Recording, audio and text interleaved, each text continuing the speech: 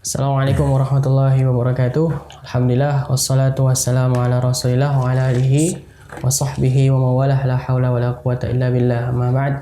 Ikhwah, teman-teman pecinta sinyal Islam Indonesia, alhamdulillah Allah masih pertemukan kita di pembahasan Sirah Nabawiyah dengan kitab ringkasan Nurul Yakin ya Ustaz. Khulasah Nurul Yakin, dan dengan referensi yang lain, salah satunya adalah Rahiqul Maktum yang ditulis oleh Syekh Sofi Rahman Al-Mubarakpuri bersama Ustaz kita Fadilatul Ustaz Fadil Al-Makki. Sehat Ustaz? Alhamdulillah. Ikhwah fillah, alhamdulillah kemarin kita sudah sampai pembahasan yakni pada poin Nabi keluar dari Gua Sur dengan didampingi oleh membayar ini ya salah satu kaum Quraisy, Abdullah bin Uraikid.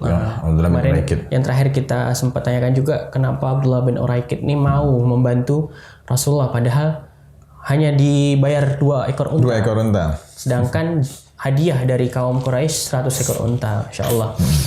Nah, saya akan bacakan sedikit Ustaz. Atau mungkin Ustaz dari adab Abu Bakar terlebih dahulu Ustaz. Oh iya boleh. Wa jazakallahu khair. Bismillahirrahmanirrahim. Assalamualaikum warahmatullahi wabarakatuh. Waalaikumsalam warahmatullahi. Alhamdulillahi rabbil alamin, wassalatu wassalamu ala sayyidina wa nabiyyina Muhammad sallallahu alaihi wasallam wa ala alihi wa ashabihi ajma'in, amma ba'd. Rabbi shrah li sadri wa yassir li amri wahlul 'uqdatam min lisani yafqahu qawli. Allahumma inna nas'aluka 'ilman nafi'an wa fahman wasi'an wa rizqan wasi'an halalan thayyiban wa 'amalan taqabbala. Baik Ozi, kita telah membahas episode sebelumnya bahwasanya Nabi SAW beserta Abu Bakar turun dari Gua Thur setelah 3 hari bermalam di sana. Kemudian mereka turun didampingi oleh Abdullah bin Uraikid sebagai penunjuk jalan. Kemudian Nabi beserta Abdullah bin Uraikid dan juga Abu Bakar Siddiq menempuh jalan yang sangat-sangat asing bagi orang ingin menempuh perjalanan ke Madinah. Jalan yang tidak pernah ditempuh oleh orang pada umumnya. Sehingga Abu Bakar mengatakan kami menempuh jalan tersebut tidak menemui seorang pun. Jalan tersebut ketika gelapnya Masya Allah. Ketika siang harinya nggak ada orang di situ. Namun nanti di tengah perjalanan mereka Nabi SAW beserta rombongan menemui beberapa orang juga. Ada orang yang mereka temuin, diantaranya dikejar oleh Suraqah bin Ju'shum. Kemudian juga ketemu dengan seorang penggembala. Kemudian juga melewati tendanya Ummu Ma'bad. Dan yang terakhir bertemu dengan Abu Buraidah, tapi Abu Buraidah masuk Islam. Sudah ditempuh jalan yang tidak pernah ditempuh oleh orang pada umumnya, tetap juga beberapa pengejar bisa mengejar Rasulullah, antaranya tadi Suraqah bin Ju'shum. Tafadhal Aziz. Ini saya bacakan di perjalanan Rasulullah SAW dan Abu Bakar bertemu dengan Suraqah. Ia bermaksud membunuh Rasulullah, tapi malahan Suraqah menjadi ketakutan melihat Nabi. Nah, kenapa Suraqah ini mengejar Rasulullah? Karena ia mendengar hadiah juga yang diadakan oleh kaum Quraisy. Bertemulah ia dengan Rasulullah dan mengancam beliau sallallahu alaihi wasallam untuk dibunuh, jaraknya sangat dekat sekali. Lalu tergelincirlah kuda dan Suraqah jatuh bersamanya di pasir itu. Lalu ia bangun lagi sampai sangat dekat dengan Nabi sallallahu alaihi wasallam sampai ia mendengar ucapan Nabi, tapi ia tak menghiraukannya. Jatuh lagi, terperosok ke dalam pasir lagi. Dan sulit untuk dikeluarkan sampai-sampai Suraqah meminta tolong pada Rasulullah dan Abu Bakar. Masya Allah. Jadi sampai menyerah Ustaz. Nah, di sini Ozi, pecinta sinyal Islam Indonesia sekalian, Suraqah bin Ju'shum, Suraqah bin Malik bin Ju'shum ini, dia mendengar ada salah seorang kaumnya mengkhabarkan, saya melihat ada 2 orang. Oh, tambah dengan gaibnya, sedang melewati jalan di jalan sana, dan sepertinya itu Muhammad. Tiba-tiba Suraqah bin Ju'shum langsung motong. Enggak, itu yang kamu lihat bukan Muhammad, itu orang lain yang kamu lihat itu. Tiba-tiba dia diam-diam dia pulang ke rumahnya. Dia siapkan busur panahnya, dia siapkan kudanya, dia keluar dari belakang, dia kejar. Dia kejar ke arah yang dilihat oleh si orang tadi. Maka dia kejar. Ketika dia telah lihat rombongan Rasulullah, Jibril pun turun. Jibril menyampaikan kabar kepada Rasulullah, ya Muhammad, bumi telah ditundukkan bagimu. Dikejar. Ketika udah mau dekat banget, hampir dipanah oleh Suraqah bin Ju'shum, Maka Rasulullah mengatakan, wahai bumi, telanlah kaki kudanya. Terperosoklah kaki kuda Suraqah bin Du'syum ke dalam bumi dan dia pun terjungkir balik sekali. Dia bangun, dikejar lagi. Udah mau dekat dengan Rasulullah dan sampai dia bisa mendengar ucapan Rasulullah, pembicaraan Rasulullah, tersungkur lagi. Itu kan udah dekat banget sampai dia bisa mendengar pembicaraan dari Nabi sallallahu alaihi wasallam. Yang ketiga kalinya udah mau tinggal lepas anak panah aja itu. Tersungkur lagi. Maka Suraqah bin Du'syum pun tatayur dia di situ sih. Tatayur itu kalau kita mungkin nabrak anak kucing hitam itu nggak mau lanjutkan perjalanan. Ini pasti ada sesuatu nih kan. Suraqah bin Du'syum pun tatayur dia beranggapan kalau 3 kali terjungkur sampai berterus-terusan seperti ini, jangan-jangan dewa tidak meridhoi pekerjaanku. Jadi orang-orang sekarang tatayur, saya udah berapa kali gagal, kayaknya memang bukan jodoh saya ini. Ini bukan rezeki saya, bukan jatah saya. Maka Suraqah bin Du'syum pun teriak dia, ya Muhammad, Tuhanmu ini diciptakan dari apa sih sebenarnya? Dia tanya zat di situ. Tapi Nabi tidak menjawab dengan zat. Nabi menjawab dengan sifat. Qul huwallahu ahad. Nabi menyampaikan kepada Suraqah bin Du'syum surat Al-Ikhlas. Karena kaget si Suraqah ini, kok udah mau deket banget dan terulang 3 kali. Ini dari apa terbuatnya Tuhannya Muhammad ini sampai demikian hebatnya melindungi Muhammad. Kemudian Suraqah bin Du'syum pun pulang ke kaum Quraisy dan ketika ditanya, kamu ketemu siapa pulang dari naik kuda bawa panah, ketemu siapa? Saya nggak ketemu siapa-siapa. Dia nggak mau bongkar rahasianya bahwa dia pernah mengejar Rasulullah dan hampir membunuh Rasulullah SAW. Demikian Aziz. Ini halangan pertama yang ditemui oleh Rasulullah SAW. Halangan keduanya ketemu dengan Abu Buraidah nantinya. Ketemu dengan Abu Buraidah dan Abu Buraidah ini ingin membunuh Nabi. Tapi setelah diajak ngobrol oleh Rasulullah, didakwahi kepada Islam, maka Abu Buraidah pun ini masuk Islam dia. Ketika itu juga. Iya, masuk Islam bersama 70 orang dari kaumnya. Karena mereka mengejar. Mereka mengejar Rasulullah, dapat diajak ngobrol oleh Rasulullah, masuk Islam. Abu Buraidah ini orang mana, Ustaz? Abu Buraidah, wallahu alam Uzi, Abu Buraidah ini Anda belum pernah mendengar mengenai si Abu Buraidah ini. 70 orang juga kan? Tapi bukan orang Quraisy, bukan orang dari Makkah. Setahu Anda bukan orang Mekah karena dia mengatakan kaummu orang Quraisy, berarti dia bukan orang Mekah. Dia mendengar kabar bahwasanya orang Quraisy itu karena pengumumannya itu siapa dia Anda belum pernah baca mengenai riwayat dia. Masuk Islam sahabat berarti ini kan, tapi Anda belum pernah baca Abu Buraidah. Nah, dia mendapatkan kabar orang Quraisy itu akan memberikan 100 ekor unta kepada siapapun. Akhirnya dia pun mengatakan kaummu yakni orang Quraisy telah menyiapkan hadiah 100 ekor unta dan dia pun kejar 70. Jadi Ozi itu yang mengejar Nabi itu bukan cuma orang Quraisy. Orang-orang sekitar Mekah juga ingin mengejar perkampungan-perkampungan kecil di sekitar Mekah itu ingin mengejar Nabi beserta rombongan, yang beserta Abu Bakar Siddiq dan juga Abdullah bin Uraiqid. Maka dikejar juga oleh si Abu Buraidah tadi. Dia siapkan 70 orang pasukannya. Semua pembantunya, pasukannya disiapkan 70 orang, dapat terkejar Nabi. Nah, di situ dia didakwahin oleh Nabi masuk Islam beserta 70 itu pasukannya. Kemudian kain pengikat kepalanya ini, kainnya dibuka dan dia tancapkan di ujung tombaknya, diangkat. Saking happy-nya dia, saking bahagianya dia masuk Islam. Itu 2 halangan yang dihadapi oleh Rasulullah ketika dalam perjalanan menuju ke kota Yathrib ataupun ke kota Madinah. Kemudian sempat juga ketemu dengan penggembala. Sempat juga ketemu dengan Ummu Ma'bad, di mana Ummu Ma'bad tersebut terbiasa untuk memberi makan kepada orang yang lewat dari tendanya. Kalau ada musafir lewat sama Ummu Ma'bad itu diberikan makanan apapun yang ada. Tapi saat itu, pecinta sejarah Islam dan Indonesia sekalian, Ummu Ma'bad sedang dalam keadaan tidak memiliki stok makanan yang banyak. Dan kambing-kambingnya juga dalam keadaan sedang tidak memiliki susu yang banyak juga, bahkan kerempeng semuanya. Kurus. Akhirnya Rasulullah pun sallallahu alaihi wasallam bertanya kepada Ummu Ma'bad, ini domba betina ini ada susunya enggak? Enggak, dia udah terlalu tua. Akhirnya Rasulullah pun mengusap si domba betina tersebut dan Rasulullah berdoa.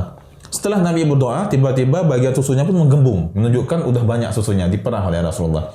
Beliau mengucapkan bismillah, kemudian beliau berdoa dan diperah oleh Rasulullah, susunya banyak banget. Rasulullah beserta rombongan pun minum. Kemudian kedua Rasulullah dan juga Pak Abu Bakar serta Abdullah bin Uraiqid melanjutkan perjalanan ke kota Madinah. Pulanglah suaminya Ummu Ma'bad dan keheranan, kok bisa domba kita kok bisa mengeluarkan susu? Tadi siapa yang datang? Maka Ummu Ma'bad pun menjelaskan karakter fisik Nabi dengan sangat-sangat detail. Tapi nggak kita jelaskan di sini. Nanti ada momen khusus kapan bagaimana kita menjelaskan syama'ilnya Nabi Sallallahu Alaihi Wasallam. Kemudian pernah juga ketemu dengan dalam perjalanan tersebut menemui juga salah seorang penggembala Ozi dan diberikan susu juga oleh penggembala tadi. Jadi ada 4 kali Nabi ketemu orang dalam perjalanan. Oh, ada lagi ketemu dengan Az-Zubair. Ketemu juga dengan salah seorang sahabat yang masuk Islam. Tapi yang mengganggu itu cuma 2. Suraqah bin Ju'shum dengan Abu Buraidah tadi. Naam, Ozi, lanjutkan. Kita akan baca singgah di Kuba. Singgah di Kuba, yakni permulaan pembangunan masjid kaum muslimin. Rasulullah Sallallahu Alaihi Wasallam sampai ke Kuba pada hari kedua Rabiul Awal atau Masehinya 30 September 60. Tanggal berapa? 2 Rabiul Awal. Ya, dalam kitab ini tanggal 8. Nah, atau kalau di sini dikonversikan 30 September.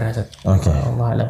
Beliau tinggal di Mekah selama 13 tahun dengan segala keterbatasan dan penganiayaan dan tekanan yang sangat ketat dalam menyiarkan agama Islam. Nah, ketika sampai di Kuba, beliau tinggal selama 22 malam bersama dengan para sahabat. Di Kuba itu ya, berapa malam sih? 22 malam di Khulasah. Lama banget di Khulasah. Dalam kitab yang lain cuma 4 hari. Nah, lanjut. Ini Anda lebih pegang yang Khulasah Nurul Yaqin. Tapi kalau ada Akhul Maktum pemenang tuh. Karena Aziz ada beberapa hal yang Nabi kerjakan di Quba, yakni Nabi Sallallahu Alaihi Wasallam beliau mendirikan masjid di Quba. Jadi nggak mungkin dalam waktu yang singkat juga kan. Baik, Pak Aziz. Jadi disebutkan juga ikhwah dengan para sahabat Muhajirin dan Ansar dengan aman dan berarti sempat Muhajirin itu singgah di Quba juga, Ustaz. Naam, Aziz. Ketika orang-orang Madinah menunggu mendapatkan kabar kedatangan Rasulullah SAW, itu setiap sore, setiap siang, sore mereka akan naik ke atap rumahnya. Mereka ingin melihat ada mana rombongan, dah datang atau belum. Jadi hadirin sekalian, orang-orang Madinah itu sangat bahagia, sangat happy sekali mereka untuk menyambut Nabi SAW. Maka mereka pun naik ke atas atap rumah mereka, mana Rasulullah, mana Rasulullah. Hingga satu kesempatan orang Yahudi naik ke atap rumahnya. Ketika dia lihat, ada rombongan yang mau masuk kota Madinah dan dia pun teriak tiba-tiba padahal dia orang Yahudi. Dia teriak, itu semua orang Arab, ini kakek kalian yang kalian tunggu-tunggu. Maka semua orang-orang Muslim pun mereka orang-orang Madinah mereka pun semuanya bahagia dan mereka menyambut kedatangan Nabi Sallallahu Alaihi Wasallam dalam keadaan hiruk pikuk dan penuh takbir. Sebagian dari mereka ada yang berqasidah. Yang qasidah ini sering kita dengarkan. Tala'al badru alaina min thaniyatil wada'. Masyaallah. Orang-orang Madinah sangat bahagia, Aziz. Sehingga hari itu pun hari yang penuh dengan kebahagiaan, hiruk pikuk, penuh dengan takbir. Mereka semuanya berkumpul di Quba. Quba itu nggak jauh dari kota, dari pusat kotanya nggak jauh. Dari masjid Nabi Sallallahu Alaihi Wasallam itu nggak jauh ke masjid Quba. Kalau naik bus pun paling ya 15-20 menit itu karena macetnya sih. Bukan macet sih karena jalannya belok-belok kan. Tapi kalau jalannya lurus kalau zaman dulu kan tinggal lurus aja kayak namanya padang pasir kan. Kalau zaman sekarang ada jalan raya, ini itu jadinya belok-belok. 15-20 menit ke masjid. Dekat berarti Ustaz. Dekat ke masjid Quba. Kalau misalnya jalannya lurus itu bisa lebih. Kalau kita naik bus ya bus kan besar, kemudian jalannya belok-belok. Jadi 15-20 menit. Maka Nabi Sallallahu Alaihi Wasallam pun beliau berkumpul di Quba bersama para sahabat yang lain. Kemudian Ali bin Abi Thalib juga menyusul Ali bin Abi Thalib menyusul Rasulullah setelah dia menyelesaikan beberapa amanah yang dititipkan oleh Nabi Sallallahu Alaihi Wasallam. Hari itu hari yang sangat-sangat luar biasa indah bagi orang-orang Madinah. Naam, lanjut Aziz. Ya. Udah tadi dah. Oh, udah, iya. Awalnya orang-orang Madinah nggak tahu yang mana Rasulullah. Karena ada Abu Bakar. Ya. Abu Bakar berdiri, Nabi duduk diam aja dengan penuh kewibawaan beliau. Orang-orang mengira Abu Bakar ya Rasulullah, padahal bukan. Hingga udah ada matahari yang lumayan agak panas gitu, maka Abu Bakar pun membuka mantelnya dan Abu Bakar apa istilahnya? menutupi Rasulullah dari cahaya matahari. Apa namanya? Iya, memberikan mantelnya kepada Rasulullah. Bukan, diginiin. Oh ya, ditutupkan gitu. Itu ditutupin gitu. Agar Rasulullah tidak kepanasan. Ya. Awalnya orang-orang Madinah menyangka, oh ini mungkin Rasulullah. Abu Bakar. Karena Abu Bakar berdiri kan, Rasulullah diam dengan penuh kewibawaan. Tiba-tiba karena saking panasnya Abu Bakar pun meneduhi Rasulullah dengan mantelnya. Barulah tahu semua orang, oh itu Rasulullah yang sedang dituduhi oleh Abu Bakar As-Siddiq radhiyallahu anhu. Masya Allah. Naam Ozi. Di mana tinggal Rasulullah sallallahu alaihi wasallam? Rasulullah di Madinah, beliau tinggal di rumah Kulthum. Sudah ada penjelasannya enggak? Kulthum bin Al-Hadam, ada penjelasan situ? Kalau di sini Nabi singgah di rumah sahabat Abu Ayyub Al-Ansari. Bukan, itu ketika masuk kota Madinah. Yang di Kuba ini. Yang di Kuba? Bukan, ini yang di Madinah, Ustaz. Yang di Madinah, yang di Quba tinggalnya di rumah Kulthum. Oh, belum ada penjelasan. Belum, ketika di Quba tinggal di rumah Kulthum bin Al-Hadam. Ada pendapat mengatakan di rumah Sa'ad bin Khaythamah, tapi yang paling kuat ini di rumah Kulthum bin Al-Hadam. Apa yang dikerjakan oleh para sahabat bersama Rasulullah sallallahu alaihi wasallam? Maka Nabi sallallahu alaihi wasallam beliau membangun masjid di situ. Masya Allah. Beliau membangun masjid dan terkenal juga dengan masjid. Beliau membangun masjid Quba dan salat di dalamnya. Inilah masjid pertama yang didirikan atas dasar takwa setelah nubuwah. Barulah kemudian Nabi sallallahu alaihi wasallam pada hari Jumat setelah salat Jumat beliau memasuki kota Madinah bersama Abu Bakar As-Siddiq radhiyallahu anhu. Abu Bakar dibonceng oleh Nabi sallallahu alaihi wasallam. Ba'da wazi.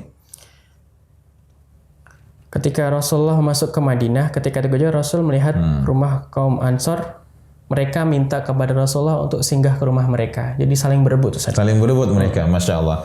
Naam. Kaum Ansor bergembira atas kedatangan kaum Muhajirin, bahkan mereka menyambutnya. Oh ini Ustaz. Nabi SAW singgah di rumah sahabat Ayyub Al-Ansari. Iya, karena Nabi memilih untuk tinggal di bukan perkampungan, untuk tinggal di keluarga besar Bani An-Najjar. Dikarenakan Bani An-Najjar itu masih keluarga jauh Nabi sallallahu masih bagian keluarga Nabi. Dan dari Bani An-Najjar pun beliau memilih Abu Ayyub Al-Ansari. Saat itu semua orang ingin memegang unta Nabi. Nabi bilang jangan, biarkan dia berjalan.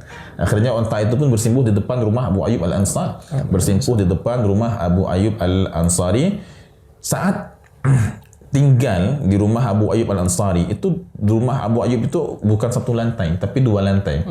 Maka Abu Ayyub pun menyuruh Nabi untuk tinggal di lantai atas. Karena nggak nyaman tidur Abu Ayyub Al-Ansari, Rasulullah di bawah. Sedangkan dia di atas. Tapi Nabi bilang, jangan, kamu di atas aja, aku di bawah. Dikarenakan banyak tamu juga, orang datang ingin ketemu Nabi. Kalau tamu datang naik turun ke atas ke bawah kan kasihan tamunya. Maka Rasulullah pun mengatakan, nggak apa-apa, kamu di atas aja. Biar aku di bawah. Tapi Abu Ayyub Al-Ansari tidurnya nggak enak. Tidurnya nggak nyaman. Ada Rasulullah di bawah kita nih. Ada Rasul di bawah kita. Kemudian Abu Ayyub Al-Ansari juga menyediakan makanan kepada Rasulullah sallallahu alaihi wasallam. Kalau Nabi makan, maka Abu Ayyub pun memakan sisa-sisa makanan Rasulullah tadi. Nabi makan, kok Abu Ayyub lihat ada sisanya, Abu Ayyub ambil dan dia makan beserta istrinya. Ingin mengambil bekas tangan dari Nabi sallallahu alaihi wasallam. Kita lihat bagaimana Abu Ayyub mengambil barokah dari bekas makannya Nabi sallallahu alaihi wasallam. Dulu Ozi di pesantren Anda juga gitu. Makanan Ustadz itu nggak pernah habis. Dan kami berebut. Sengaja disisakan. Kami berebut bukan karena kami ngambil berkah Ustadznya aja, karena lapar juga. pengen ngambil punya Ustadz. Sangat sedikit Ustadz kami dulu makan, Ustadz Jalal, beliau makannya kalau kami berikan satu seporsi gitu, beliau hanya makan paling 60 ataupun 65%. Itu sisanya kami makan. Yang bagian masak waktu itu ya bisa makan sisa dari Ustadz. Satu kesempatan Abu Ayyub memasukkan bawang ke dalam makan malamnya setelah diberikan kepada Rasulullah. Nabi nggak makan. Dinaikkan dinaikkan kembali kan tempat makanan tadi. Abu Ayyub heran lihat kok Nabi nggak makan. Akhirnya ditanyakan, ya Rasulullah, saya biasa makan bekas makanan kamu bersama istri saya karena ingin mendapatkan barokahnya. Tapi kok ya Rasulullah kali ini kok nggak menyentuh makanan ini? Ada apa ya Rasulullah? Maka Nabi bilang, dalam makanan tersebut ada bawangnya. Ada apanya? Ada bawang. Dalam makanan tersebut ada bawangnya. Aku tidak makan bawang karena aku senantiasa bermunajat kepada Rabbku, kata Nabi. Karena Nabi senantiasa bermunajat, senantiasa berzikir kepada Allah. Jadi beliau tidak ingin membawi mulut beliau dengan bawang tadi. Ini juga dijelaskan bab Nabi tidak suka makan bawang dalam kitab Syama'il Muhammadiyah. Sehingga Anas bin Malik yang tahu bahwa Nabi nggak suka bawang, Anas bin Malik mengatakan, sejak saat itu saya nggak suka juga sama bawang. Kita lihat bagaimana Anas bin Malik dia menyukai apa yang Nabi suka dan tidak menyukai apa yang Nabi tidak suka. Masya Allah. Kemudian keluarga Nabi pun menyusul. Saat itu Nabi sudah menikah dengan siapa? Ibunda Saudah. Nabi telah menikah dengan Ibunda Saudah dan juga sudah menikah dengan Ibunda Aisyah, tapi belum serumah. Kalau dengan Ibunda Saudah sudah serumah. Nah, kemudian Ibunda Saudah dan juga kedua putri Nabi Fatimah dan Ummu Kulsum yang nggak bisa berangkat di situ siapa? Zainab, karena dia masih tinggal bersama suaminya yang belum masuk Islam. Fatimah dengan Ummu Kulsum menyusul Nabi sallallahu alaihi wasallam. Kemudian juga Usamah bin Zaid, Ummu Aiman. Ummu Aiman siapa? Yang dulu merawat Nabi sallallahu alaihi wasallam. Abdullah bin Abu Bakar dan seluruh keluarga Abu Bakar pun berangkat. Nah, termasuk juga istri Nabi Aisyah Ibunda Aisyah binti Abi Bakar. Masya Allah. Kemudian setelah semua sahabat berangkat ke Madinah, hijrah ke Madinah, jadilah kota Yathrib menjadi Madinatul Rasul. Dan Nabi pun kemudian beliau mendirikan hajr, yakni mendirikan rumah untuk istri-istri beliau. Namun kalimatnya bukan bait tapi hajr, kamar. Ya, rumah Nabi itu ya besarnya nggak terlalu besar, hanya beberapa bagian saja. Namanya pun bukan rumah tapi apa? Hajr namanya. Ini menunjukkan bagaimana Rasulullah tidak mencintai dunia, sangat menjauhi dunia. Rumah istri beliau itu hanya seperti hajur saja, hanya kamar yang diberikan beberapa tempat-tempatnya, tempat untuk memasaknya, tempat untuk tidurnya, tempat untuk ibadah. Masya Allah. Nah, Ozi, telah sampailah kita pelajaran materi sirah nabawiyah ke kehidupan Nabi di Madinah. Hari-hari baru telah dimulai, hari-hari yang penuh dengan dakwah, hari-hari yang penuh dengan semangat baru bagi kaum muslimin, di mana Nabi mendirikan masjid, kemudian mempersaudarakan kaum muslimin dengan kaum Ansar. Kemudian beliau juga mewaspadai gerak-gerik orang-orang Yahudi yang ada di Madinah. Kita lihat di sini bagaimana orang-orang Madinah tidaklah setiap rumah yang Nabi lewati itu pasti memegang pelana apa yang namanya ini onta ini, pelananya onta. Rasulullah di rumah kami aja, berkah siapa itu? Mus'ab bin Umair. Berkah siapa? Kan Mus'ab bin Umair yang berdakwah. Ya, Masya Allah. Mus'ab bin Umair yang berdakwah, seorang pemuda yang berdakwah, cuma satu orang pemuda ini yang berdakwah, tapi bisa menumbuhkan kecintaan orang-orang Madinah kepada Rasulullah. Padahal orang Madinah belum pernah ketemu Nabi. Sampai mereka salah kira. Abu Bakar dikirain Rasulullah. Itu belum pernah ketemu di masanya aja. Cinta mereka luar biasa besar. Sampai mereka mengatakan, ya Rasulullah di rumah kami aja. Kemudian juga anak-anak kecil, anak-anak gadis kecil, perempuan kecil Bani Najjar, mereka semuanya senang dengan datangnya Rasulullah. Dan mereka juga bersenandung. Itu anak-anak perempuan. Maka kota Madinah di hari tersebut merupakan hari yang bersejarah bagi mereka, hari yang sangat monumental bagi mereka. Semua rumah dan jalan ramai dengan suara tahmid, suara takdis, yakni mencucikan Allah, suara tasbih. Mereka pun bersyair, tala'al badru alaina, Masya Allah. Kita lihat bagaimana kecintaan penduduk Madinah kepada Nabi sallallahu alaihi wasallam. Berkah siapa? Berkah dakwahnya Mus'ab bin Umair. Mudah-mudahan kita bisa mengikuti jejak Mus'ab bin Umair yang dalam berdakwah kita menumbuhkan cinta umat kepada Nabi sallallahu alaihi wasallam. Amin ya rabbal alamin. Ya, ini ada satu poin juga setelah Rasulullah singgah di rumah Nabi Abu Ayyub, Rasulullah pun mempersaudarakan antara kaum muhajirin dan kaum Ansar ya. Taib, alhamdulillah ikhwah pecinta sinyal Islam Indonesia, kita telah sampai pada materi hijrah Rasulullah dan Rasulullah sampai ke Madinah. Rekan-rekan bisa lihat video-video sebelumnya untuk sejarah atau sirah nabawiyah yang sebelum-sebelum ini juga. Mudah-mudahan menambah kecintaan kita kepada Nabi Muhammad SAW. Syukran Ustaz. Mudah-mudahan berkah, bermanfaat, dan menjadikan kita lebih cinta juga kepada Nabi Muhammad ya. Dari kami cukup. Kita Subhanakallahumma wa bihamdika, astaghfiruka wa atubu ilaik. Assalamualaikum warahmatullahi wabarakatuh.